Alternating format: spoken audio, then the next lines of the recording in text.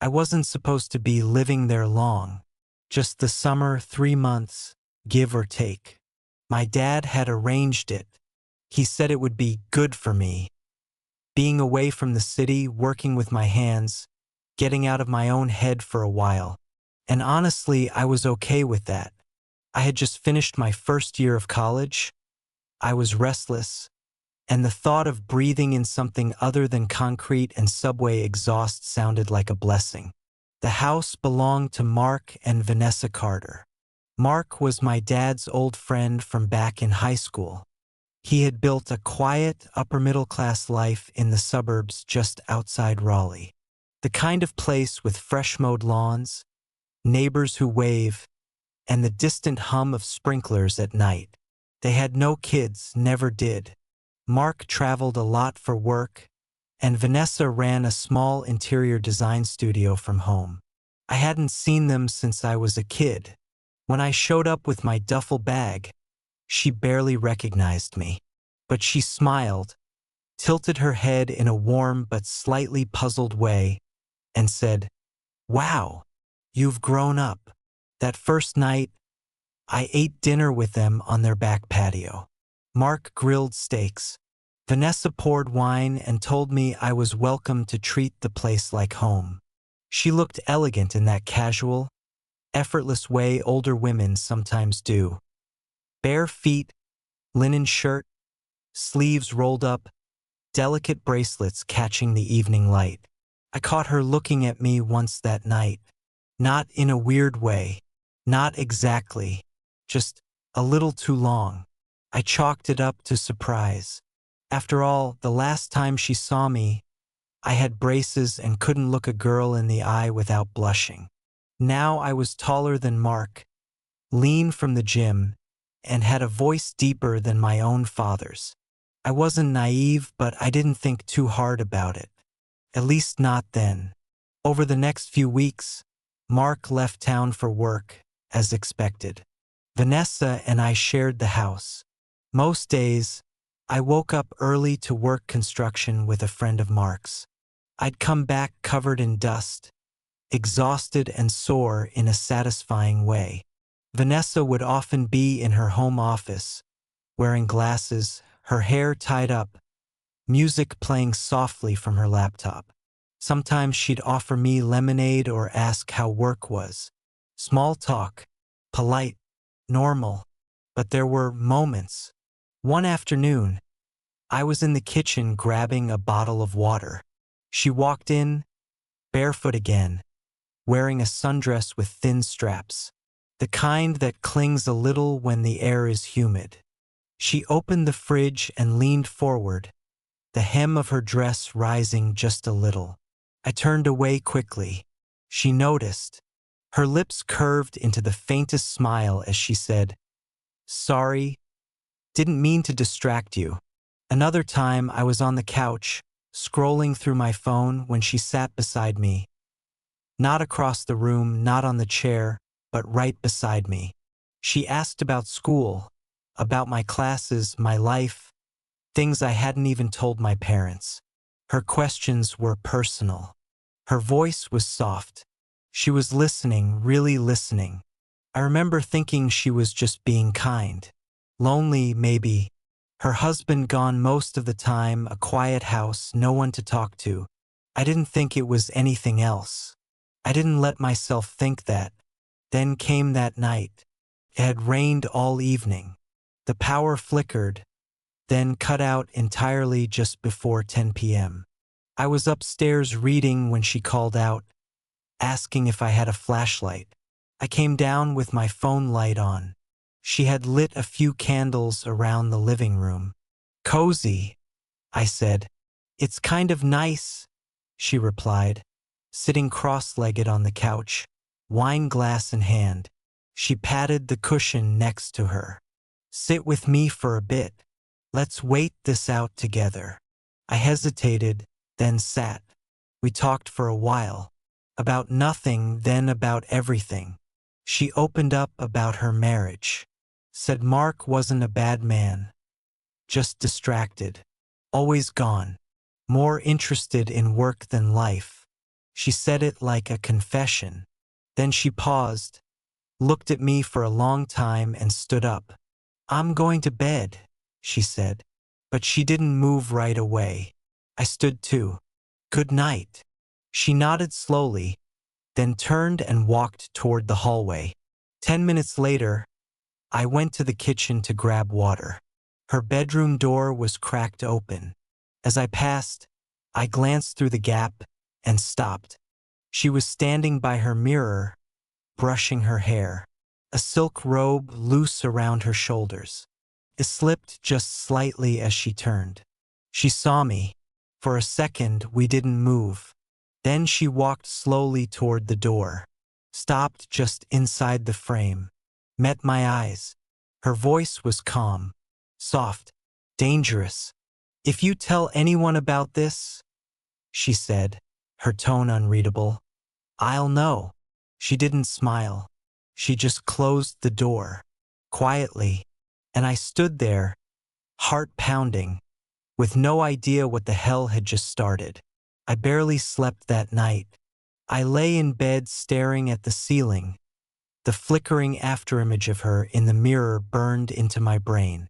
The words she said, "If you tell anyone about this," echoed again and again. Was it a warning? A threat? A challenge? Or maybe something else? The next morning, the power was back. Birds chirped like nothing had happened. I stumbled downstairs in a hoodie, bracing for awkwardness. But Vanessa was already in the kitchen, brewing coffee like every other day. Calm, collected. She was wearing jeans and a loose t-shirt, humming softly to herself. "Morning," she said without looking up. "Sleep okay?" I opened my mouth, paused, then lied. "Yeah. You?" She turned slightly and met my eyes. Eventually. Nothing more. No mention of the robe, or the door, or the tension so thick it could have snapped a ceiling beam. She poured coffee into 2 mugs and slid one toward me. Her nails brushed my fingers when I took it. "I'm heading out later," she said. "Consultation with a client. Won't be home till late. You're on your own for dinner." I nodded. It was a normal conversation. Totally normal. Except my heart was pounding like I just sprinted 10 blocks. I went through the day in a fog, fixing drywall, hauling lumber, wiping sweat from my brow with a dirty rag, all while replaying the night over and over. When I got home, the house was empty. I made pasta, watched TV, tried to shake it. But every creak in the hallway made me jump. Every time my phone buzzed, I hoped it was her. At midnight, I gave up pretending I could sleep and went downstairs for water.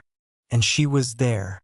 Vanessa stood at the sliding glass door in the living room, barefoot again, wearing that same silk robe. Her hair was down. Her phone glowed faintly in her hand. She didn't turn when I entered, just said softly, "Couldn't sleep either?" I swallowed. "No." She looked at me then, slowly, intently.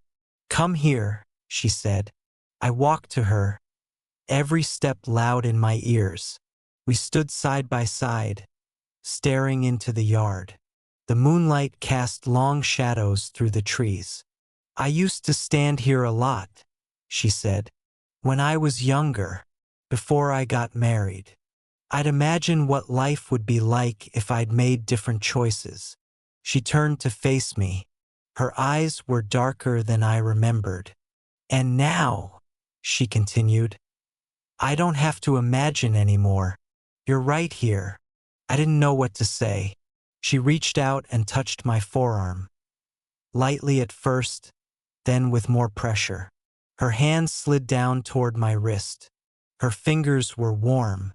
"I'm not trying to make this complicated," she said, "but I need you to know. I see you. You walk around this house like you're trying not to exist. But I see you." My mouth was dry. "Vanessa." She stepped closer, barely an inch between us. You don't have to say anything.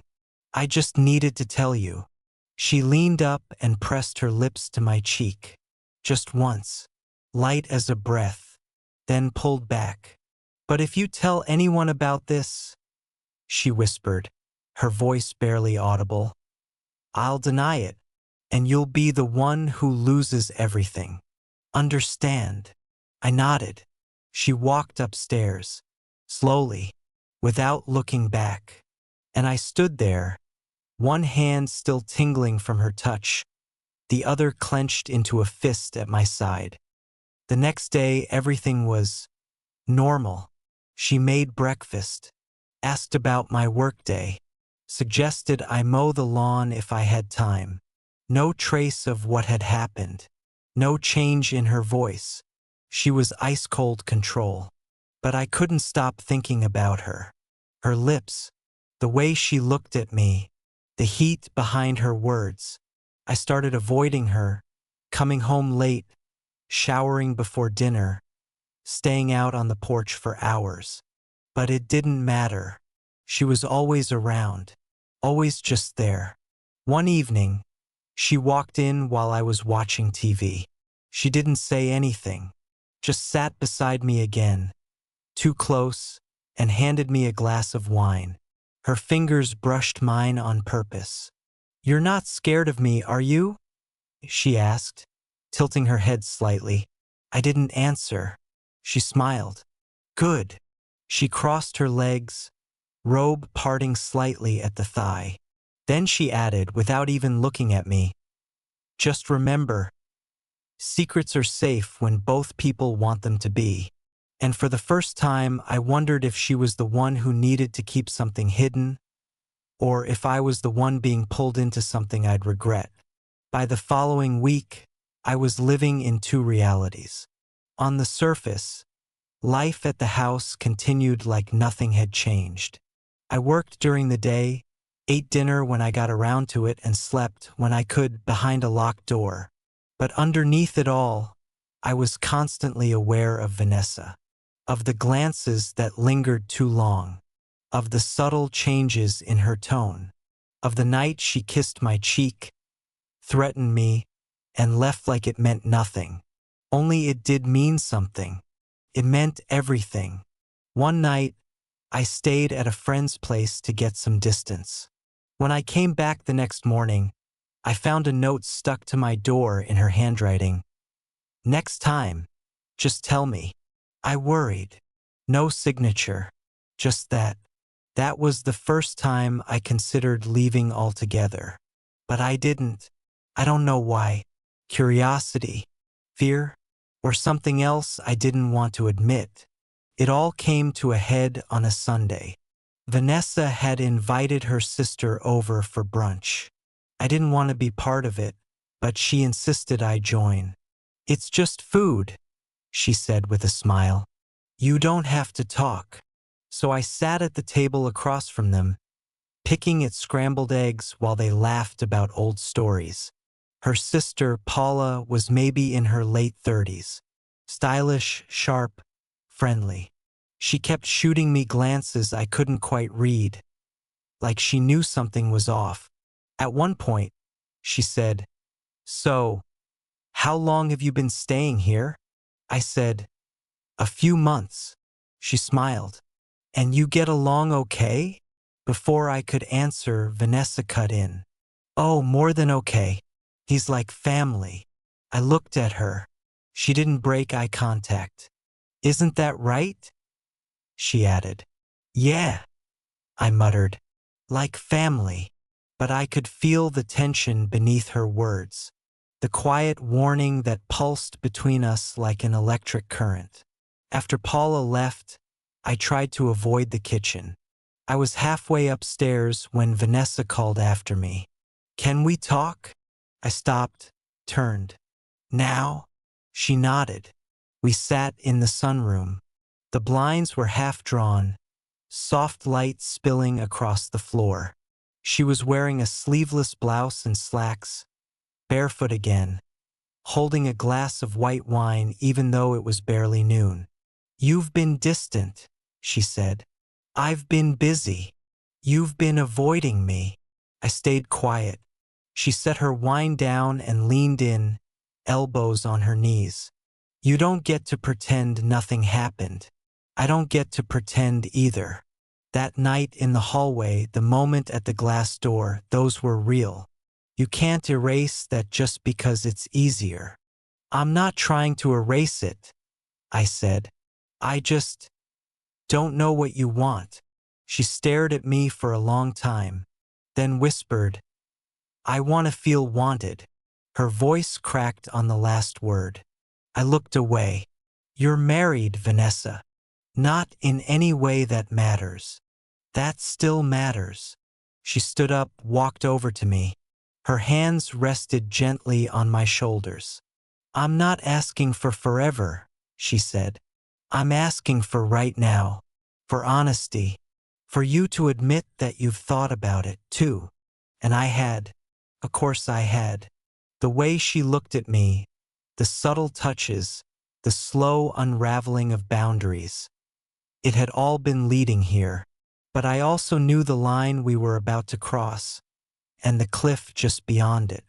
She touched my face. Say it. I shook my head. I can't. Her eyes turned colder. She stepped back. Then we have a problem, she said quietly. What kind of problem? She walked to the windows, drew the blinds shut. If you won't be honest with me, maybe I won't be so generous anymore. What does that mean? It means I've been patient. I've given you space. But if you keep pretending this is all in your head, I might have to tell my side of things. I stood up. You wouldn't. She turned to me with a look I'll never forget. Try me. That night, I packed a bag. I didn't know where I was going, just that I couldn't stay. But when I opened the front door, there she was, already waiting on the porch, arms crossed, eyes like steel. Going somewhere? She asked. I think I should stay somewhere else for a bit. She smiled, but it wasn't a kind smile. I don't think that's a good idea. Why not? She stepped closer. Because if you leave now, I'll tell your parents you've been inappropriate, that I had to ask you to leave, that I was scared. My blood ran cold. You're lying. She leaned in, voice like ice. Am I? I stood there, bag in hand, stunned. Then she said it again, softly, directly into my ear. If you tell anyone about this. I didn't sleep at all that night. I sat on the edge of the bed in the dark, bag still packed but untouched, heart pounding like it was trying to punch its way through my ribs. Her threat rang in my head louder than any door slam or storm. If you tell anyone about this. But this time, it wasn't seductive. It was real, heavy, dangerous. I realized then that I wasn't just stuck in a bad situation. I was trapped in a story someone else was writing, and they held the pen. Vanessa didn't come upstairs. She didn't need to. Her silence was enough to tell me she was confident. She thought I was cornered, powerless. But she'd underestimated something. I was younger, yes, but I wasn't stupid. And I still had a choice. The next morning, I left without a word. She wasn't in the kitchen. Her car was gone. No note, no message. I took my chance. Bag in the trunk, tires spinning out onto the road. I drove until the house was just a shrinking thought in the rearview mirror. I stayed with a friend from school, Ryan, who didn't ask questions at first. I didn't say much either, just that I needed a place for a few nights. But by day 3, Ryan cornered me with a beer and said, Look, man, you've got that haunted look. You gonna tell me what's going on, or are you planning to become a ghost? I looked at him for a long time, and then I told him everything. Not every detail. I left some of the more intense moments out, but enough to paint the picture.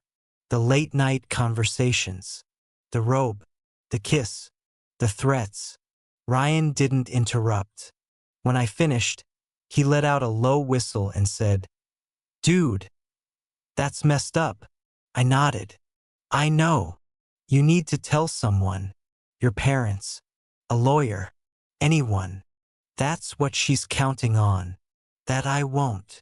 Ryan rubbed his jaw. "She's manipulating you. That's what this is. She's got the power because she thinks you're afraid." "She's right. I am afraid." He looked at me then, serious. "Doesn't mean you're weak." The next few weeks were a blur. I didn't go home. I didn't call her. I changed my number. Ryan's parents were kind enough to let me stay until I could figure out my next move. I got a job helping at a local hardware store, something to keep my mind busy. But no matter how far I ran, Vanessa lingered, in my dreams, in my thoughts, in the smallest things. A smell, a glance, a passing car. And then she called Ryan's house. I'll never forget the way Ryan's face changed when he handed me the phone. "It's her." I took it slowly, pressing it to my ear. "Hello." Her voice was calm, icy. "So this is how it is now?" I said nothing. "You run. You hide. You tell people things that could ruin me." Still silent. "I thought we had something special," she continued. "I thought you understood me." "You used me," I said finally. She laughed once. Soft. Sad. "No. I saw you. I gave you something no one else would have. You gave me a prison." There was a long pause. Then, "You think you're free now?" "You're not. I still have everything I need to make your life hell." I was shaking, but I stood firm. "Then do it." Silence. "I'm not afraid anymore," I added. She hung up, and that was the last time I ever heard her voice. Weeks turned into months. The fallout was quiet. My parents heard from Vanessa eventually. Some story about me being unstable, about having feelings she didn't reciprocate. She painted herself as the victim, of course. But she never went public. Never called the cops. Never followed through on any of her threats. I think she knew she'd crossed a line, too. I started therapy. Took classes at a local college. Slowly, I began rebuilding. Trust didn't come easily. Not with women, not with adults, not even with myself. But I got there. One day at a time. Sometimes I wonder what Vanessa told herself to sleep at night. Maybe she believed her own lies. Maybe she thought I'd forget. Or forgive. But I didn't. Because what she did wasn't just wrong. It was calculated. Predatory. And it almost broke me. Now, years later, when I look back at that summer, I don't feel shame anymore. I feel relief. Relief that I walked away. That I had the strength to choose myself. And that, finally, I told someone. Because secrets lose their power the moment they're spoken out loud. And silence is the one thing she'll never control again.